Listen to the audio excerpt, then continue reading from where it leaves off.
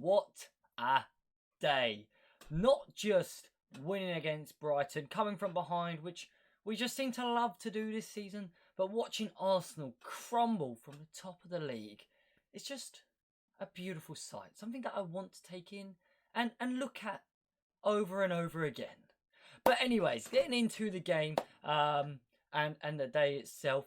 Firstly, of course, Arsenal and Man City. They played a 0-0 draw out in what was actually a snooze fest of a game. 3 shots on target in the entire game.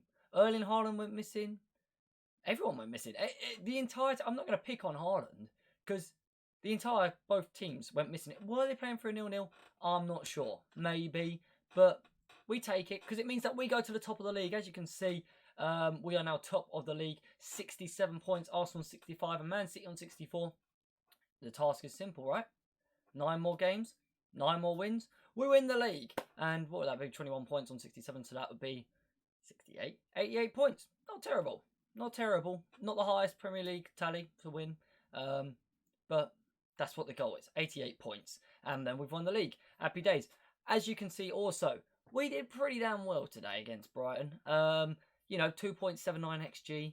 Dominant winners, more possession, which is not easy against Brighton. They're one of the highest possession-based teams in the league. Wherever they go, home or away, it's their style of play. Had a decent few big chances.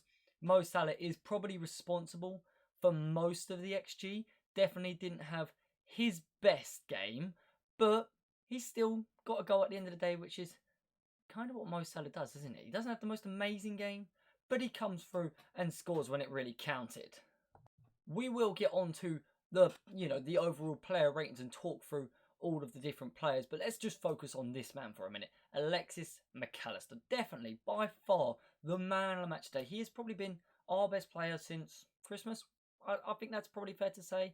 He has been absolutely brilliant at every single thing he's done. He's really come along and he's just a joy to watch. Today, played the full 90 minutes, got himself an assist, made 5 chances, which was more than anyone else in the match, and a pass accuracy of 92%, which ain't too bad when you're spraying balls long and short, and 6 recoveries as well. So, honestly, Alexis Mac Allister, I love you. I really do. I think you're absolutely gorgeous and brilliant, and I couldn't be happier to have you in my side. You're probably my favourite player in the midfield at the moment, maybe in the team in general.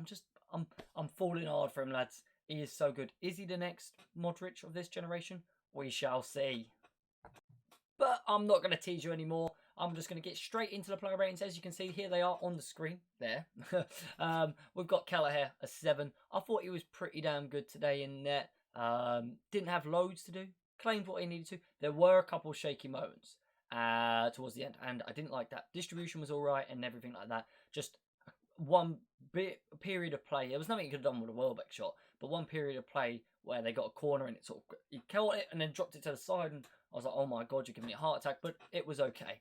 The defence, I've gone 8s all around. Like I say, other than the first 2 minutes, if we chalk the first minute and a half off, I think they were really good. Conor Bradley had one heck of a game against him today. They targeted it every single time. It was his wing they were going to go for. And I think, had that been Trent Alexander-Arnold, we might have been exposed. But I thought Conor Bradley dealt with that really well. So did Quansah on that side. And then, Van Dijk and Gomez. Did Van Dijk and Gomez things just like we would have hoped and expected them to do. The midfield, I know I've talked about Mac Allister, and he was incredible. Definitely the man of the match. Endo. He's just so good, isn't he, lads? I just don't understand sometimes how good he is. He's a terrier. The ball is there, he's chasing it. The man is there, he's chasing him. He's doing everything right as a centre defensive mid, and honestly, I couldn't be happier with him. I hope he's got a good few years in the legs of him, because I know he's not the youngest player, but I want him around for as long as possible at this level. And then Dominic Szoboszlai, it was a better performance than some of the recent performances we've seen from him. Kind of reminded me when he was back at the start of the season, that driving at the lines, making the passes, good runs. He could have had an assist today if Mo Salah could not pass it to the goalkeeper, but we'll get onto that in a minute. And overall, couldn't be happier with Dominic Szoboszlai's performance as well. And as I alluded to just then, Mo Salah, more shots I think he's ever had against any team in his career in that game today. And he only got 1. Good. He scored. That's important. That's what matters at the end of the day. The goal that won the game. cannot complain. But my God, come on, man. Score some chances, please. Some of his shots were back passes, and they were good opportunities. I'm pretty sure like the 2.7 XG was pretty much all him.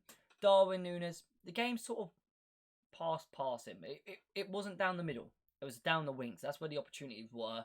So it wasn't his most impactful game, but you know what? He didn't do anything wrong. He didn't get many chances. He almost scored the most outrageous goal. I think he might have got called off for a handball. I'm not sure. We would have seen, but the power he got on it, Bergman would have been very, very embarrassed if that had gone in. And then the best attacker for us today, I think, was Luis Diaz. His goal, brilliant. Great reactions, great running, staying onside, getting in behind, just took all the doubt away. I think it would have been onside either way, because there was definitely a touch from a Brighton player. But it doesn't matter, because he was onside, clearly. And honestly, it was a great finish. He was unlucky not to have a couple more, I think. That offside, oh my God. If Lewis Dunk had a bit more cake on him, it would have been another goal for Liverpool, you know? But it is what it is.